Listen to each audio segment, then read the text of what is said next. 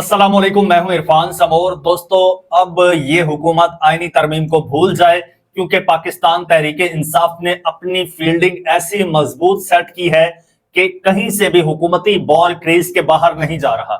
मुख्तलिफ शॉट्स लगाने की कोशिश कर रही है ये हुकूमत, लेकिन पाकिस्तान तहरीक इंसाफ ने इसको हर तरफ से घेर लिया है। पिशावर हाई कोर्ट हो, सिंध हाई कोर्ट हो, इस्लामाबाद हाई कोर्ट हो, इसके अलावा क्वेटा हो, बलूचिस्तान का हाई कोर्ट हो, या फिर लाहौर हाई कोर्ट हो, हर जगह पर, हर महाज पर पाकिस्तान तहरीक इंसाफ ने ऐसी फील्डिंग सेट की है कि कहीं से भी इनकी बॉल अब गुजर नहीं रही है। पिशावर हाई कोर्ट में जो ताजा तरीन समाअत हुई है, उसमें जनाब पिशावर हाई कोर्ट के जो जज साहब हैं, उन्होंने जनाब इलेक्शन कमीशन का जो वकील है उसको जनाब शटअप कॉल दे दी। ये माजरा क्या है ये भी आपको बताऊंगा, और सूरत हाल क्या है ये आपको बताऊंगा, और इसके साथ साथ आपको ये भी बताऊंगा कि हुकूमत के 3 लोग, और ये हुकूमत चली थी पाकिस्तान तहरीक इंसाफ के लोगों को गायब करने और उनको मैनेज करने, लेकिन गेम उल्टी पड़ गई है। और गेम ये पड़ी है कि इनके अपने 3 बंदे गायब हो गए हैं और अब इनके नंबर कम हो गए हैं। दोस्तों, सारी तफसील आपको बताऊंगा, लेकिन उससे पहले नए आने वाले दोस्तों से गुजारिश है कि ये चैनल आपका अपना है। अगर अभी तक इसको सब्सक्राइब नहीं किया तो सब्सक्राइब लाजमी कर लीजिए और बेल आइकन पर क्लिक कर दीजिए, ताकि हर नई आने वाली वीडियो टाइमली आपको मौसूल हो जाए। दोस्तों, ये लोग जो आईनी तरमीम लाना चाहते हैं, इसके लिए ये सर धड़ की बाजी लगा रहे हैं, और जो इन्होंने ऑफर्स की हैं, वो ऑफर्स तो भाई इंतहा लेवल की हैं। और उसमें पीटीआई के एक एमपीए हैं, और सॉरी एमएनए हैं, उन्होंने ये दावा किया है कि जनाब मुझे 60 करोड़ की ऑफर की गई। एक और एमएनए ने दावा किया, उसने कहा कि जी मुझे 20 करोड़ रुपए की ऑफर की गई, और 20 से बढ़ते हुए ये लोग 60 करोड़ तक आए, और हमारे कुछ दोस्तों को ये 1 अरब रुपए तक की, यानी 100 करोड़ रुपए तक की ऑफर्स ये लोग कर रहे हैं एक एमएनए के वोट के लिए।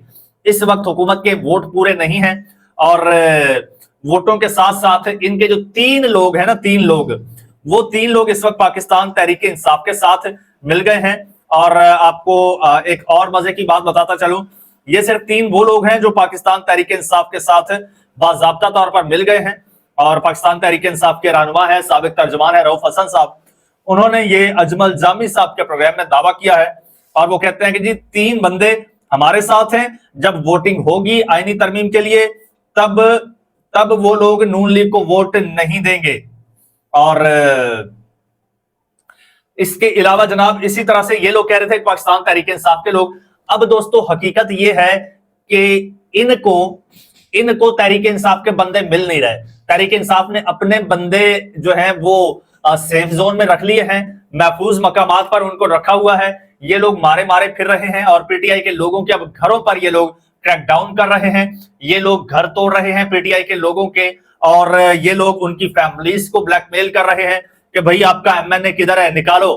आपने देखा हर रोज कहीं ना कहीं पर रेड हो रहा होता है पुलिस का, और पहले इनको कहीं और से आसरा था कि यार हमारी सपोर्ट होगी और हमें बंदे पूरे करके दे दिए जाएंगे, लेकिन जिन पर ये तकिया करके बैठे थे उन्होंने कहा भाई हमारी बस है, अपना काम खुद करो, हम आपकी कोई सपोर्ट, इस मामले में कोई सपोर्ट नहीं करेंगे। तो अब जब इनके सर पे आन पड़ी है, इनको बंदे मिल नहीं रहे, उल्टा मुसवदा ये दबा के बैठे, असल मुसवदा तो इनके जो अपने लोग हैं, 3 लोग पीटीआई की तरफ चले गए हैं, उन्होंने कहा हम वोट नहीं देंगे। और साथ ही साथ और बहुत सारे लोग हैं जो इस वक्त जो है वो ये माइंड बना के बैठे हैं कि हम, बल्कि अपनी लीडरशिप को कह चुके हैं कि हम वोट नहीं देंगे। पीपल्स पार्टी के भी कुछ लोग हैं जो कह रहे हैं कि हम वोट नहीं देंगे। तो दोस्तों, दूसरी तरफ मौलाना फजल रहमान साहब जो हैं, उन्होंने भी जवाब दे दिया है। उन्होंने क्या कहा है वो तो मैं आपको बाद में बताऊंगा, लेकिन उससे इंपॉर्टेंट चीज आपको पहले बता देता हूं। वो ये है कि पेशावर हाई कोर्ट में जनाब समाअत हुई है इसी हवाले से, आईनी मुजवजा आईनी तरामीम को रोकने के हवाले से। और इससे पहले सुप्रीम कोर्ट में काजी फाजिसा साहब जो है वो दरखास्त को टेकअप कर चुके हैं, और उसकी समाअत 17 अक्टूबर को रखी गई है। तो इस वजह से अब ये कोर्ट्स तो पाबंद है सुप्रीम कोर्ट के, क्योंकि अगर सुप्रीम कोर्ट दरखास्त ना सुनती तो फिर ये मुमकिन था कि ये कोर्ट्स जो हैं ये स्टे दे देते। लेकिन जब समाअत हुई तो समाअत में ये कहा गया कि भाई ये सुप्रीम कोर्ट में मामला चला गया है। इसके अलावा सिंध हाई कोर्ट जो है वो इस पर फैसला दे चुका है। तो पेशावर हाई कोर्ट ने फिलहाल यह मामला रोक दिया और इसको ले गए हैं अब 22 अक्टूबर तक। अगर 22 अक्टूबर तक कुछ नहीं होता तो 22 अक्टूबर को दोबारा समाअत होगी इस पर, और कभी इम्कान है कि इस पर पेशावर हाई कोर्ट जो है वो स्टे दे दे, क्योंकि एक पॉइंट बड़ा जबरदस्त, वैसे तो दरखास्तें जितनी भी मुख्तलिफ कोर्ट्स में मुख्तलिफ लोगों ने जमा कराई हैं वो मिलती जुलती हैं, लेकिन एक दरखास्त ऐसी है कि जो मदर ऑफ ऑल एप्लीकेशंस है, वो है आजम सवाती की दरखास्त। आजम सवाती ने पेशावर हाई कोर्ट में एक मुख्तलिफ दरखास्त दी है और उन्होंने मौकिफ अपनाया है कि जब तक खैबर पख्तूनख्वा में इलेक्शंस नहीं हो सकते, नहीं हो जाते सेनेट के इलेक्शंस, तब तक कोई भी कानून साजी जो है वो गैर कानूनी होगी। और ये दरखास्त भी ले ली गई है, इस पर 3 रुकनी बेंच भी बना है और ये भी जो है ये जेर बहस आई। इस पर इलेक्शन कमीशन का वकील भी पेशावर हाई कोर्ट में पेश हुआ और वो फिर फुर्तियां दिखा रहा था। क्या हुआ आपको ये जरा मैं खबर पढ़ के सुनाता हूं जी। दुनिया न्यूज के मुताबिक पेशावर हाई कोर्ट में खैबर पख्तूनख्वा में सेनेट इलेक्शन ना कराने के मामले पर आजम सवाती की दरखास्त पर समाअत हुई। चीफ जस्टिस की सरबराही में 3 रुकनी लार्जर बेंच ने समाअत की। चीफ जस्टिस ने इस्तिफसार किया कि इलेक्शन कमीशन कब खैबर पख्तूनख्वा में सेनेट इलेक्शन करवा रहा है। वकील इलेक्शन कमीशन ने कहा कि हमने जवाब जमा करा दिया है, मखसूस नशिस्तों का मामला हल होने तक सेनेट इलेक्शन नहीं होंगे। अदालत ने कहा कि क्या मखसूस नशिस्तों का मामला हल होने तक सेनेट इलेक्शन कराने का कोई इरादा नहीं।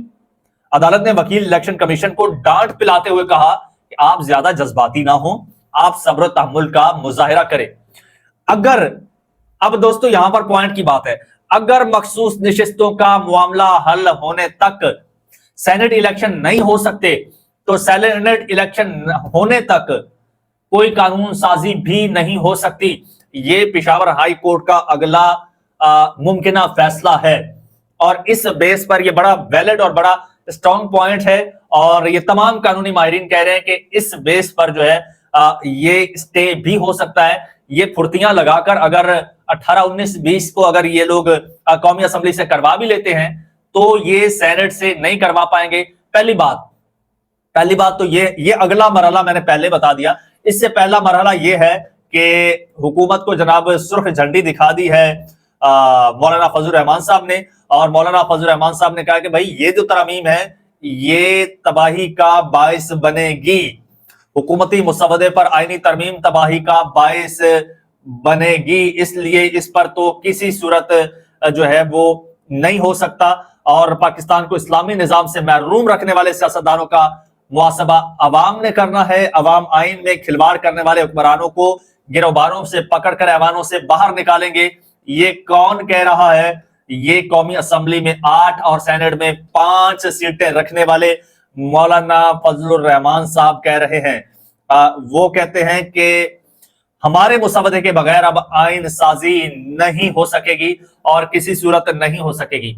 यही सबसे ज्यादा डर था इस हुकूमत को और वो हो गया है। और दोस्तों ये जितने भी हाथ पांव मार लें और उम्मीद जो है और आसार बहुत कम नजर आ रहे हैं ना होने के बराबर इस आईनी तरमीम के होने के। हो भी गई तो ये आईनी तरमीम कल अदम हो जाएगी। कमेंट सेक्शन में अपनी कीमती राय का इज़हार कीजिएगा। चैनल आपका अपना, इसको सब्सक्राइब कर लीजिए, बेल आइकन पर क्लिक कर दीजिए और मुझे इजाजत दीजिए। अल्लाह हाफिज।